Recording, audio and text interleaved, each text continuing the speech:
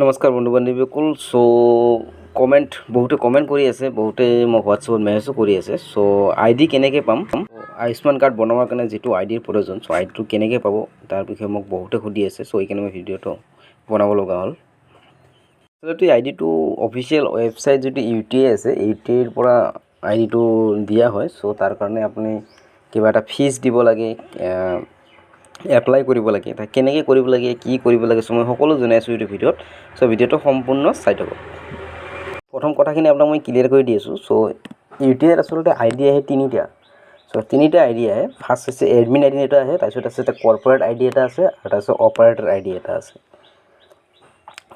এনেকুৱা তিনিটা আই ডি আহিছে। তিনিটা আই ডিত কি বেনিফিট মই সকলো আপোনাক মই জনাই আছোঁ। প্ৰথমতে চাওক, ফাৰ্ষ্ট আপোনালোকৰ আহে ধৰ PMJ এডমিন আই ডি, যিটো আছে, এইটো এডমিন আই ডিত আপোনালোকে মানে এটা চিকিউৰিটি এটা ভাল এটা এমাউণ্ট দিব লাগে। আপোনাৰ ধৰি লওক মিনিমাম 50,000 ধৰি লওক, আৰু এনেকুৱা এটা এমাউণ্ট আহিব। এইটো একো মেইন যিটো এডমিনৰ আই ডি হয়, এইটো আই ডি আপুনি বনাব পাৰিব। এইটো আই ডি আপোনালোকে বনালে আপোনালোকৰ বেনিফিটটো কি, আচলতে 50,000 এমাউণ্টটো যদি বনাই আপোনাৰ বেনিফিটটো এইটো আই ডি বনালে আপুনি কি কৰিব, আনলিমিটেড যিটো কৰ্পৰেট আই ডি হয়, অপাৰেটৰ আই ডি হয়, আপোনালোকে ক্ৰিয়েট কৰি বেলেগক দিব পাৰিব। আপোনালোকৰ বেলেগে কৰ্পৰেটৰ আই ডি পাব, অপাৰেটৰ আই ডি পাব, এনেকুৱা আই ডি আপোনালোকে বেলেগক দিব পাৰে। এইটো আই ডি যদি আপোনালোকৰ লগত থাকে। নেক্সট যিটো আহে, আপোনাৰ আহিছে, চাওক স্ক্ৰীণত দেখাইছে। আৰু কৰ্পৰেট আই ডি যিটো আছে, এইটো আই ডিৰ দ্বাৰা আপোনালোকে যিটো আয়ুষ্মান ভাৰতৰ আনলিমিটেড কাৰ্ড বনাব পাৰে। আপোনালোকে আনলিমিটেড কাৰ্ড বনাব লাগে, আৰু বেলেগক আপোনালোকে অপাৰেটৰ হিচাপে আপোনালোকে আই ডি বনাই দিব পাৰে এনেকুৱা। কিন্তু সেইটো এডমিনৰ সাহায্য মতে, এডমিনে যদিহে এপ্ৰুভ কৰে তেনেহ'লেহে পাৰিব।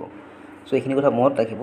কৰ্পৰেট আই ডিত আপোনালোকে আনলিমিটেড আয়ুষ্মান কাৰ্ড বনাব পাৰে, তাৰপিছত অপাৰেটৰ আই ডি বেলেগক দিব পাৰে। কিন্তু এডমিনৰ যিটো আই ডি আছে, সেই আই ডিটোৰ এপ্ৰুভ অবিহনে আপোনালোকে দিব নোৱাৰে। নেক্সট আপোনাৰ 3 নম্বৰ যিটো আহিছে, সেইটো আহিছে চাওক। সেইটো আই ডিৰো সেই একে অপাৰেটৰ আই ডিৰ দৰে একে। এতিয়াতো অপাৰেটৰ যিটো কৰ্পৰেট আই ডি যিটো আছে, সেইটো একে।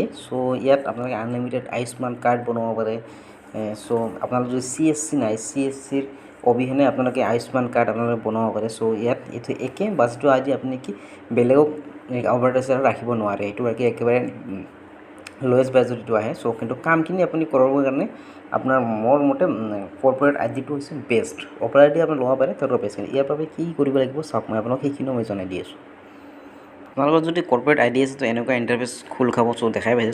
ইয়াৰ কাৰণে আপুনি কি কৰিব, যদি আপুনি PMJ যদি আপোনালোকৰ যদি এডমিন আই ডি যদি ল'ব খোজে, এডমিন আই ডিৰ কাৰণে আপোনালোকৰ যিটো ৱেবছাইট আছে, মেইন ৱেবছাইটত যাই কিনে তাতে আপোনালোকৰ কণ্টেক্ট নম্বৰ দিয়া আছে।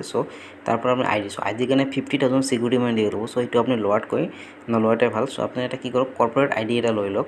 তাৰ কাৰণে আপোনালোকৰ যদি চিনাকি এনেকুৱা যদি PMJ এডমিনৰ আই ডি থকা PMJ এডমিন যাই আছে, সিহঁতেহে এই কৰ্পৰেট আই ডিটো আপোনালোক ক্ৰিয়েট কৰি দিব পাৰে। তাৰ কাৰণে আপোনালোকে তাৰ ওচৰত যাই কিনে আপোনালোকে চেল্ফ ৰেজিষ্ট্ৰেশ্যন কৰিব লাগিব। মোৰ ওচৰত এজনৰ মই কণ্টেক্ট পাইছোঁ। এনেকুৱা আপোনালোকক মই ৰেকৰ্ডিংটো শুনাই আছোঁ। মই এটা কল কৰিছোঁ, কি কৈছে শুনি লওক। আয়ুষ্মান কাৰ্ডৰ যিটো আই ডি কৰ্পৰেট আই ডি হয়, এইটো দি আছে নেকি এইটো? দাদা মই আমি মানে ইয়াৰ পৰা দি আছোঁ, কোকৰাঝাৰৰ পৰা ফোন কৰিছে তো, আমি কোকৰাঝাৰৰ পৰা দি আছোঁ। এইটো কি কৰিব লাগিব এইটো কাৰণে? এইটো বাবেতো আপুনি ক'ত পাইছে, ফেচবুকৰ পষ্টত পাইছে নেকি? হয় হয়।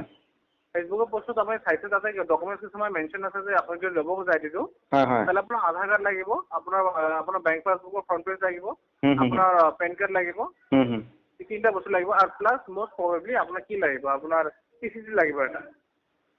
কি লাগিব? PCC মানে পুলিচ ভেৰিফিকেশ্যন, যে আপুনি যে এটা আই ডি ল'ব আয়ুষ্মানৰ, সেইটো এটা আপোনাৰ পুলিচ ভেৰিফিকেশ্যন এটা লাগিব। এইটো মানে জমা দিব যাব লাগিব নে এটা অনলাইন যোগে পঠাই দিলে হ'ব? এইটো আপুনি অনলাইনত জমা দিব পাৰে, কিন্তু অনলাইন দিয়াৰ পিছত আমাৰ ইয়াতে এটা চেল্ফ ৰেজিষ্ট্ৰেশ্যন হয়। চেল্ফ ৰেজিষ্ট্ৰেশ্যন হোৱাৰ পিছত আপুনি এবাৰ আহিব লাগিব। এবাৰ আহি আমাৰ ইয়াতে দেখা দিব লাগিব। ইয়াতে অহাৰ পিছত আপোনাৰ আই ডিটো আপোনাক এক্টিভ কৰি দিম। এতিয়া কিমান খৰচ আহে নেকি কিবা?